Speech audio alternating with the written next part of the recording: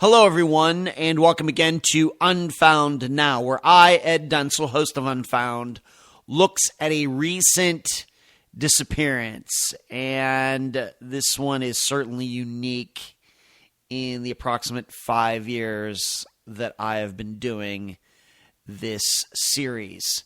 I'm going to take a look at the disappearance of Travis Decker, who went missing from Chelan County, Washington, on May 30th of 2025. He is 32 years old.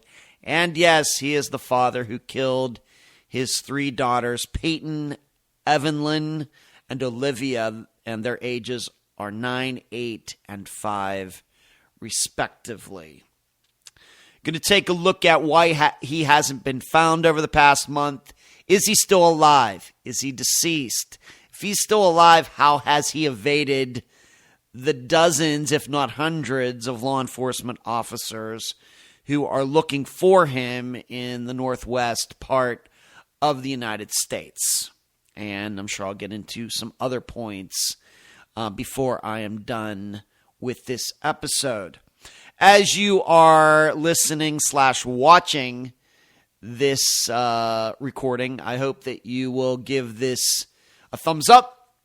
If you are not yet a subscriber to this channel, please consider doing so, and you can contribute to Unfound in other ways. Patreon.com/Unfound Podcast, PayPal.me/Unfound Podcast, or as you are watching this/listening to this on YouTube, you can hit the join button below.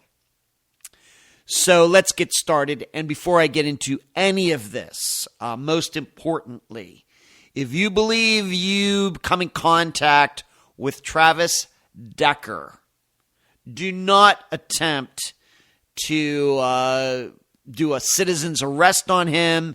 If you see him from afar, do not go over to him. Do not cross paths with him. Call 911 and be very specific about where you are. And I'm sure police will come very quickly with lights flashing, sirens blaring. Do not try to take the law into your own hands. All right, now let's get started. I do these episodes, I've been doing them for 5 years, for the purposes of education, insight, and publicity. And of course, with Travis's disappearance, him being on the run or wherever he is, this has gotten attention. I think not all over just the United States, but maybe up into Canada. Maybe this news has even gone national, for all I know. But we at Unfound, if you're just encountering Unfound now for the first time, doing this for 5 years, I do this for purposes of education, insight, and publicity. And with every episode, I have three different lessons unique to the disappearance that I'm talking about for that month. And for today, number one, on all three of these, I will expound on them later. Number one, the mental health issue. Number two, search and search again. And number three, what if? I'm now going to read a recently written article that pretty much encapsulates what's gone on for the past month, and then I will come back to those three lessons that I've just mentioned, and then before I'm done, I will give some of my own analysis about what is going on. All right, let's go to that article. It's been nearly a month since Travis Decker went on the run after allegedly killing his three young daughters near a Washington state campground. And at least one expert told ABC News he believes the fugitive father is likely still alive and will, quote-unquote, eventually surface. Peyton Decker, 9 years old, Evelyn Decker, 8 years old, and Olivia Decker, 5 years old, were killed after they left home for a planned visitation, once again in quotes, with Decker at approximately 5 p.m. on May 30th of 2025. At approximately 3 p.m. on June 2nd, couple days later, officials located the bodies of the 3 girls and Decker's vehicle near the Rock Island campground in Chelan County, Washington. And yes, that is how you pronounce it. Chelan County, Chelan County, Washington. Nearly 1 month later, the manhunt for Decker, an Army veteran, continues. On Monday, and that would be a week ago from today, I'm recording this on June 30th of 2025. On Monday, June 23rd, officials said that there is no certain evidence that Decker remains alive or is in the surrounding area after seemingly strong early leads gave way to less convincing proofs over the last 2 weeks of searching. We can't and won't quit this search, said, I did not look this up, Catius County Sheriff Clay Myers said in a statement, Peyton, Evelyn, and Olivia Decker deserve justice. Decker remains a danger to the public as long as he's at large. But Scott McGee, a law enforcement and security analyst and former Massachusetts state trooper, told ABC News he believes Decker is alive, especially since canines have not picked up on any type of cadaver or any type of presence of a deceased body. Canines are trained to look for cadavers and sniff for those types of odors, so he still may be on the move, McGee told ABC News. McGee says he believes Decker may have slipped out of the United States, escalating the search into an international manhunt. An affidavit previously revealed that Decker's Google searches leading up to the murders included how does a burner person move to Canada and how to relocate to Canada. Decker has likely been able to evade from law enforcement for so long due to his military training, which allows him to navigate with limited resources in the wilderness, McGee said. Chelan County Sheriff Mike Morrison previously said Decker's father revealed that his son had been known to go out and live, quote-unquote, off the grid for up to 2.5 months. Since he has managed to hide from officials for an extended sense of period of time, McGee said Decker could have developed an escape plan, allowing him at least time to process everything as far as turning himself in and standing trial. McGee said Decker will likely leverage every bit of his military experience, but said he believes he will eventually surface. He'll eventually have to surface through seeking shelter, seeking food, nutrition. Those types of things will require him to come out of hiding and to some degree expose himself to the general public. Regardless of where Decker may be, McGee said he is confident the search efforts will lead to some form of closure. I'm confident that something should reveal itself as far as a resolution as to where his existence is, and hopefully a capture and an arrest, McGee told ABC News. What we know about the deaths of Peyton, Evelyn, and Olivia Decker. On May 30th, Decker picked up the girls, talked to his ex-wife, Whitney Decker, for about 15 to 20 minutes, and then left. Whitney Decker's attorney said, this is all according to Whitney Decker's attorney. While Whitney had full custody of the children, Travis was granted visitation to see the children for 3 hours on Fridays and 8 hours every other weekend, so long as he remained in Wenatchee Valley with the girls. He said, hey, I will see you at 8 p.m., and he left, and he never came back. Whitney contacted police that evening with a civil complaint saying she had not heard from Travis, and he had failed to bring the girls home at their scheduled time. Detectives later learned Travis and the daughters did not arrive at a planned 5K running event on Saturday. Officials believe that Decker traveled to the campground where the girls' bodies were found on May 29th and returned the next day with his 3 children. When the girls were reported missing, the investigation had not met Amber Alert criteria, officials said, but an endangered missing persons alert had been issued through the Washington State Patrol. When the bodies of the girls were discovered, there were plastic bags over their heads of each one, and the wrists were zip-tied. Around Decker's vehicle, deputies located zip ties and plastic bags strewn throughout the area. The tailgate of the truck had what appeared to be 2 handprints of blood. An autopsy determined the girls were suffocated. Decker's mental health struggles and PTSD. Travis had struggled with mental health issues, including PTSD, and was unable to access help through veterans' resources. The courts didn't fail these girls. It wasn't the judge and it wasn't Whitney. It was our system, Cozart said.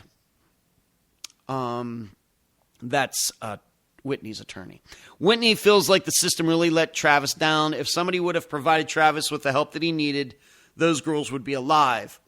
During a memorial service for the girls last weekend, Whitney Decker briefly spoke for the first time since her daughter's deaths. She said the girls had warm and open hearts. I'm so thankful for the time that I had with the girls. I truly hope that the legacy of the girls' lives lives in everyone's heart forever. They were incredible.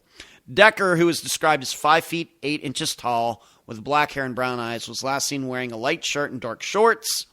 And a new suspect flyer was released by authorities on June 16th. He's currently wanted for 3 counts of first-degree murder and 3 counts of kidnapping. Officials said anyone who has any information on Decker or knows his whereabouts should call 911 immediately. So we have a guy who is seemingly well-trained. I will say, just because he was in the military, to me, although I've not been in the military, doesn't necessarily mean to me that he has any special training about that. However, he did have a family member that said, well, yeah, Travis was known to go out and live off the land for 2.5 months. I don't know if you'd need prior military training to do that, but military training might be relevant if he's going to defend himself against anybody who comes after him, something like that. I don't know if it's entirely relevant to him living off the grid, though.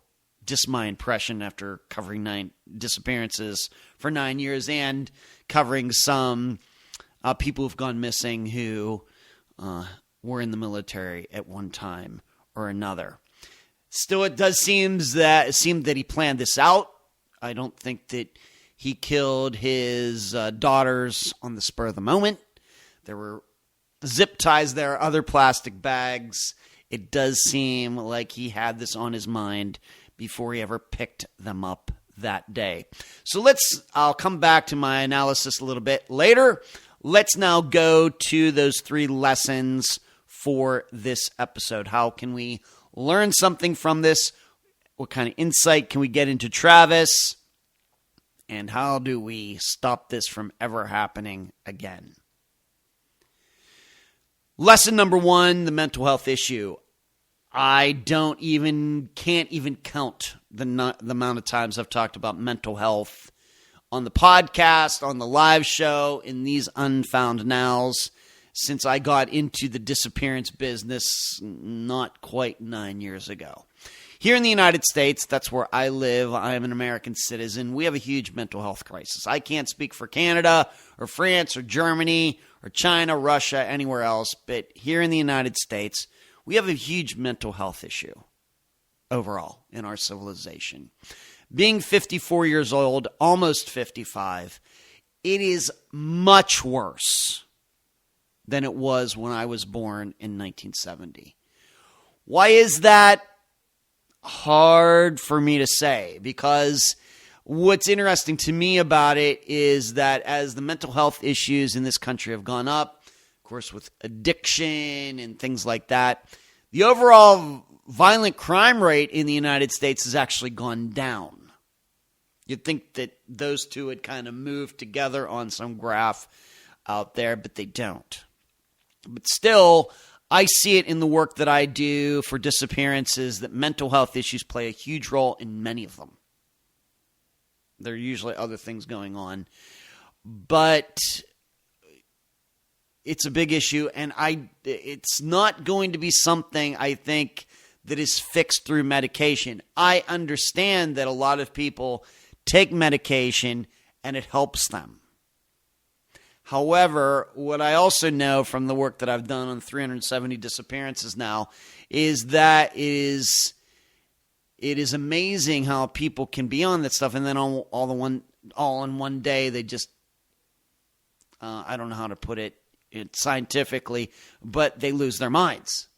They're going along great, and then just one day, I don't know, it has to do with body chemistry or something, they just go back to the way they were without the medication, even though they were still continuing to take the medication. And then you have all the people who take the medication and they don't like taking it for all sorts of good reasons. The side effects for a lot of these drugs are horrible.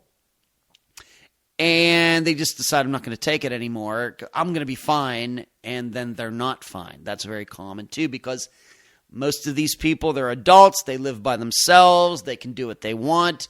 They're responsible for the taking of their own medication. And then what happens when they don't take it? Well, they end up doing a lot of things they normally wouldn't do. But it's not like we can lock these people in cellars either.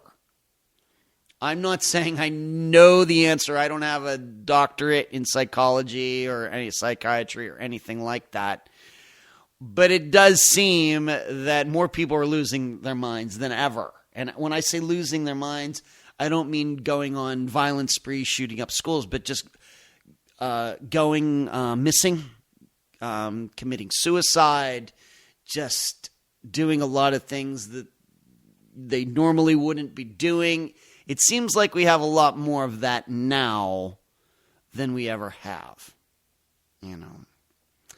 And, of course, there's both sides to this topic. There are the people who go missing, and then there are people like Travis Decker who lose their minds and kill their daughters. But I don't know what the stats are on people with PTSD, other conditions. Are they more violent? Are they less violent? I don't know. It would seem to me they would be, but it very well may be not.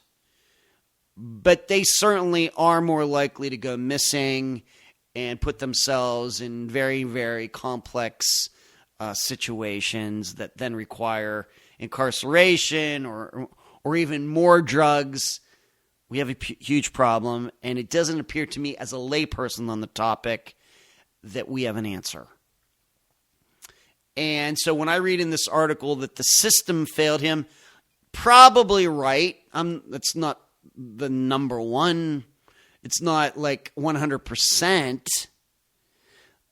But certainly that is part of it. That's part of it. A lot of blame to go around, I guess, is what I'm saying. But I'm not sure when we start talking about who the people are or organizations or whatever to blame, it's hard to decide what we can do unless, there was a time when we had sanitariums. If somebody's crazy, we just throw them in this hospital and they have no hope. It's just like a prison. And, of course, that changed somewhere in the 20th century, middle of the 20th century. And with the advent of medication, these people were checking with doctors, get their prescriptions and do that. I don't know if that's working as well as everybody thought it was going to. So we also have to look at our culture is what we do in the United States, what we're teaching, what's on TV, what's on the internet, all of that. Is this also affecting people as well? As I've said for a long time, what we put into our brains is way, way, way more important than what we put into our bodies, like what we eat. We're also caught up in can't eat salt, can't eat sugar, don't eat this, don't eat that. But it seems on the other hand, everybody just thinks we can put anything into our brains and there's no side effects. Really, it's the opposite. I realize everybody should watch what they eat, but we should way, way, way, way pay more attention to what we're putting in our brains. So there's that. So the mental health issue, always going to be around, but it's a problem. It's a societal ill at this point. I've done this for 9 years. Trust me, I know. Moving on. Number 2, search and search again.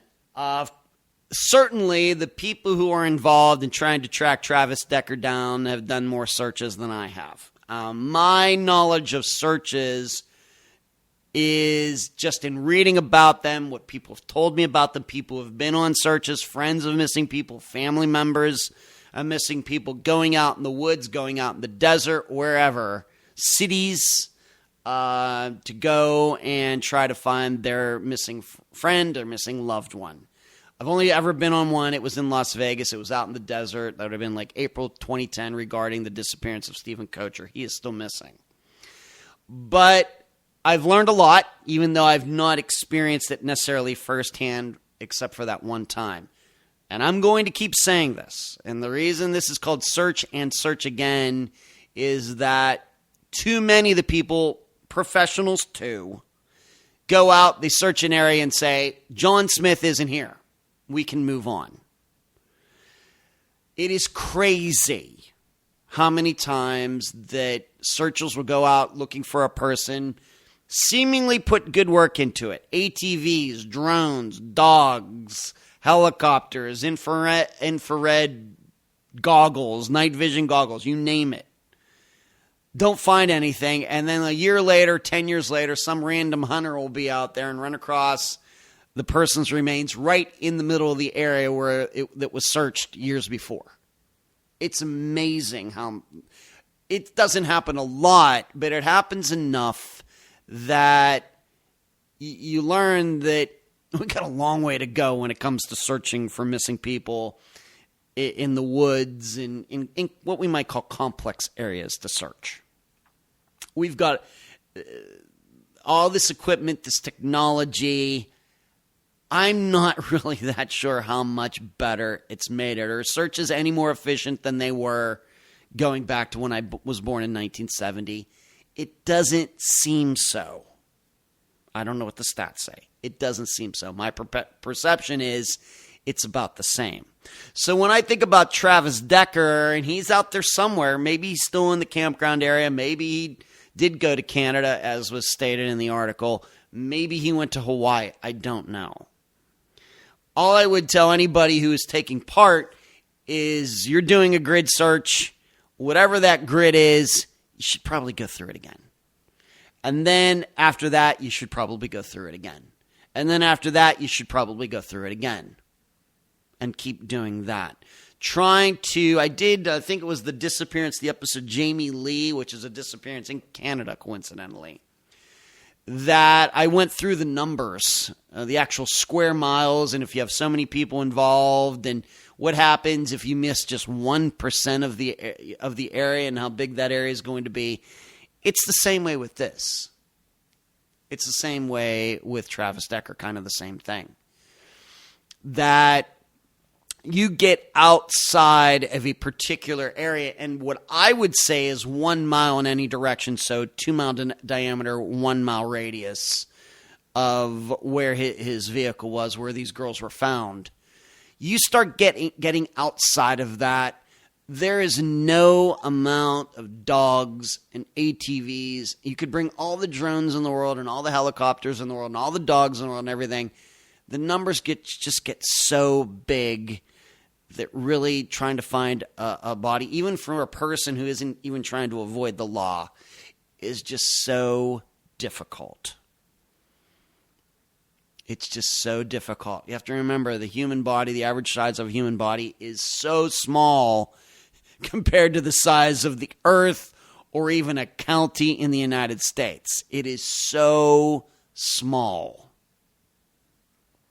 Anything outside a very small area is just very difficult.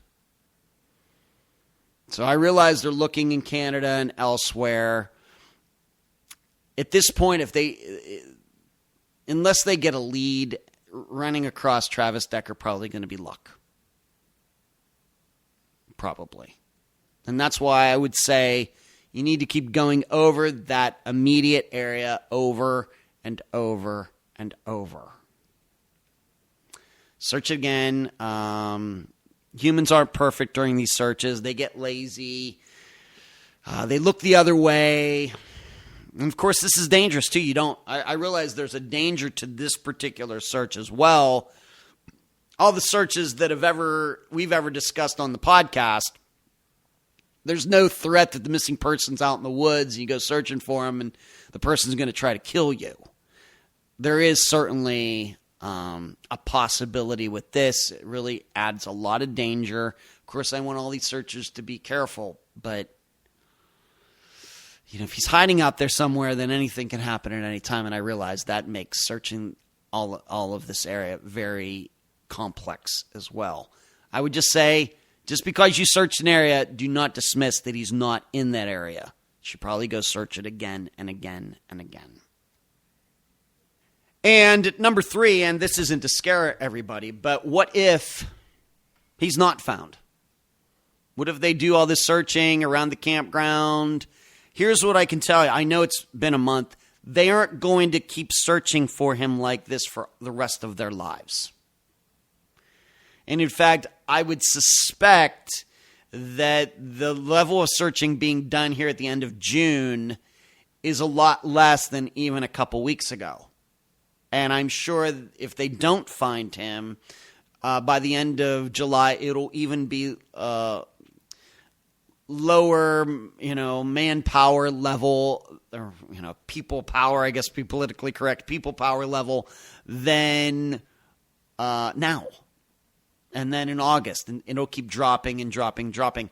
There are other things to do out there. There are other crimes that need to be solved. These people have to get on with their lives.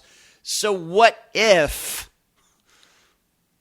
you get to the end of August, September, October, and pretty much everybody has gone back to whatever they were doing, searchers and police officers on the beat and sheriffs and deputies and whoever else? What if? Is Travis Decker a danger to the public? Best guess I would be able to say is that he's probably not a danger unless provoked. If you're going to, like I said when I started this, if you think it's Travis Decker and you try to arrest him, good luck. I would say don't do that.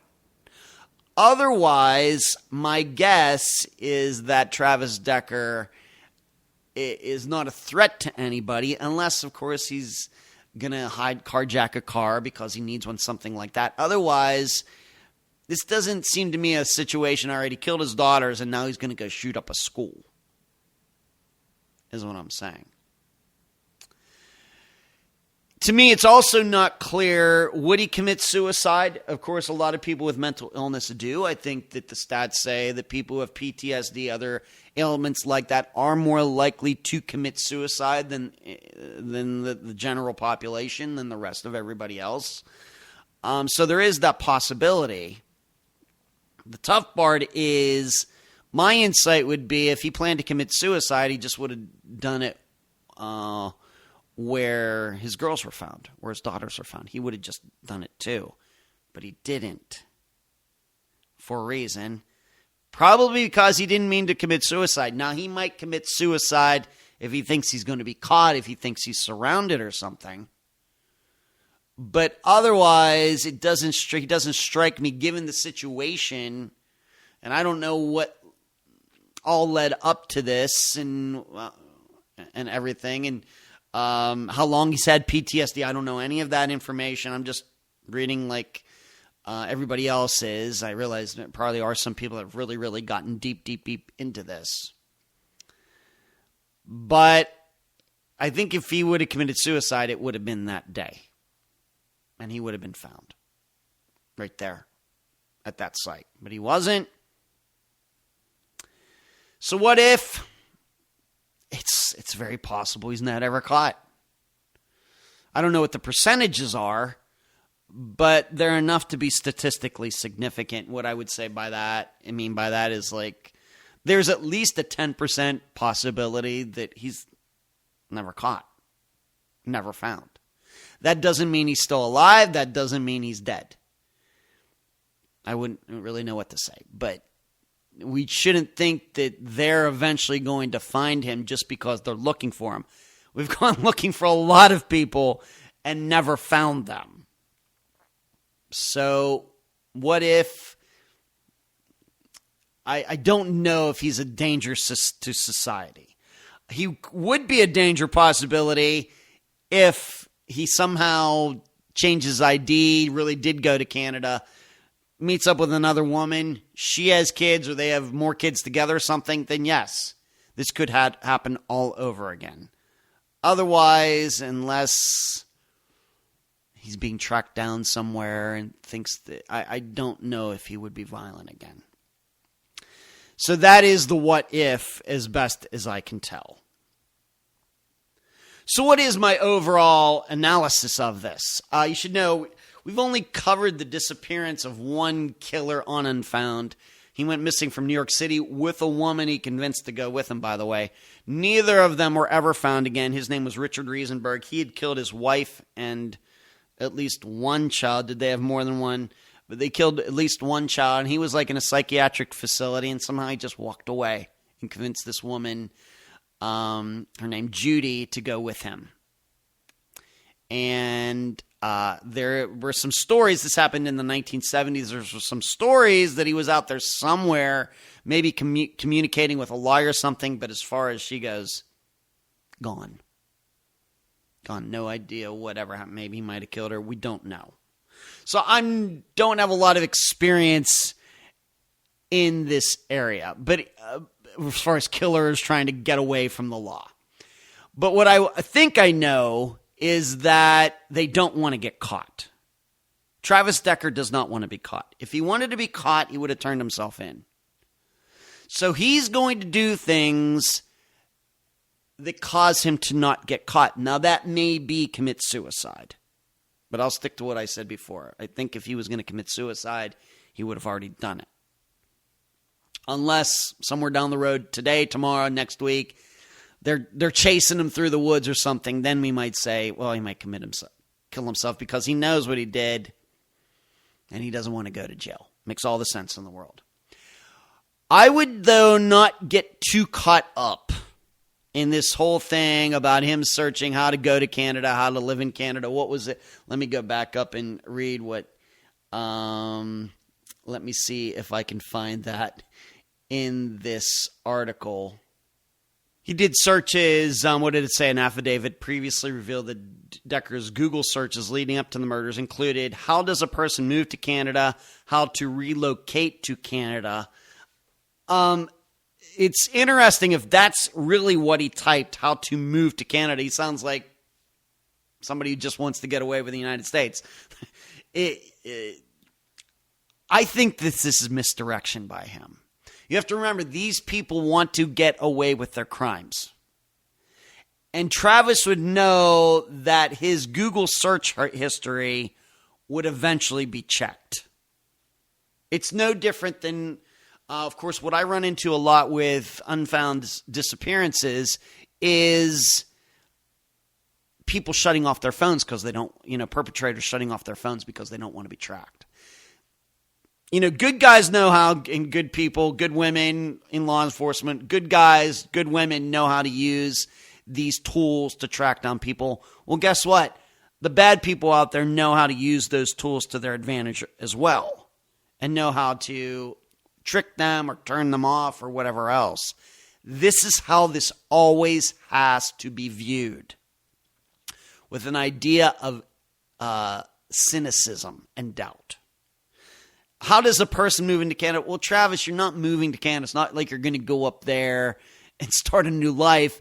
Even though Canada, they will extradite people back to the United States. An exception might be if they think the person's going to be executed. They're not going to hold a guy who killed his daughters. Travis has to know that. It's not like he's going to go up there and start a new life and run for mayor somewhere. Instead, if he was really thinking about going to Canada, it would be how to sneak into Canada or something like that. I think these are misdirection plays. I don't think he had any intention of ever going to Canada. I think he knows that he had to know law enforcement was going to check it. This is a way to throw him off. Does that mean he went in the exact opposite direction? Did he go to Mexico? Maybe. Could have gone to a bus, could have walked to a bus stop or something like that, hitchhiked. Maybe police are trying to track down anybody who picked up a hitchhiker. I realize hitchhikers in the 21st century are a little rare, or very rare compared to let's say the 1970s. And I realize that Canada is right there. But the way that search is done, it's like he's going to go right to like one of these official crossing points. He's not going to do that into Canada. It would just be, can I sneak into Canada? He didn't do that. So I'm pretty sure, I think he's still in the area. I can't help but think that. I think that if he had been picked up by somebody, that would have been made public, I think, by now. I think that they would know that by now. Of course, could have carjacked somebody, could have gotten out of there. So I would start looking, or any other cars, thefts in the area, any cars missing in the area, any people and their cars missing in the area around there. These are things that I'm hoping they checked out already. I did check on the map. No nearby river, so it's not like he could have jumped into a river and drifted downstream, rode that, out of the area. He would have to have gone quite a ways to get to a river. Not impossible, but I would say unlikely. And even if he was thinking about committing suicide, same thing. Jumping into a river, killing himself. Certainly, I believe that's happened a few times in some of Unfound's disappearances. I don't see that. The tough part is this was planned. He planned to do that on that day. It wasn't like one of his daughters suddenly ticked him off and he decided to kill all three. He had the zip ties. This was all planned. So my idea is that he had a plan on how to get away with this as well. And I think this searches for Canada were also planned. So I'm going to stick to the idea that he is still somewhere in the northeast part of the United States. On top of that, I would say that his ex-wife, Whitney is her name, she needs to be careful. Because the way I usually interpret something like this, a father killing his kids, and it's a custody issue, this isn't really about killing the kids. It's really about getting at the other spouse. At the ex-wife, at the ex-husband, the other parent. This is really about revenge. It's not about the kids themselves. It's about making the other adult hurt. So she has to watch out for herself. So those are some of my insights, and I will state it again. If you live up in that area and you think you see Travis Decker, do not approach him. Do not do that. And if you recognize that it's him and it's too late and he's just being a regular person, you just be a regular person too until you can get away. You're just as friendly to him. You just act like you don't know who he is and you get away at the quickest moment, as soon as you can, and call 911. Do not take the law into your own hands or anything like that. Do not do that. Of course, if you encounter him and he does something, attacks you, then of course, if you have to kill him, you have to do that. Otherwise, get out of the area, call 911. Do it that way. Don't try to be a hero. So there you go, Travis Decker. Horrible, horrible, horrible situation. Do I think he's going to be caught? The odds say yes, but they're not that much over 50%. You have to keep in mind, it's still in the United States, even though it's gotten harder. People can plan to leave their lives and get away with it. They can do that. And certainly Travis Decker is very motivated because he knows what will happen if he gets caught. So that's my assessment, my coverage, just with the news that's out there for Travis Decker. And if you see him, call 911. Thanks for listening. Give this episode a thumbs up, and I'll talk to you again next month.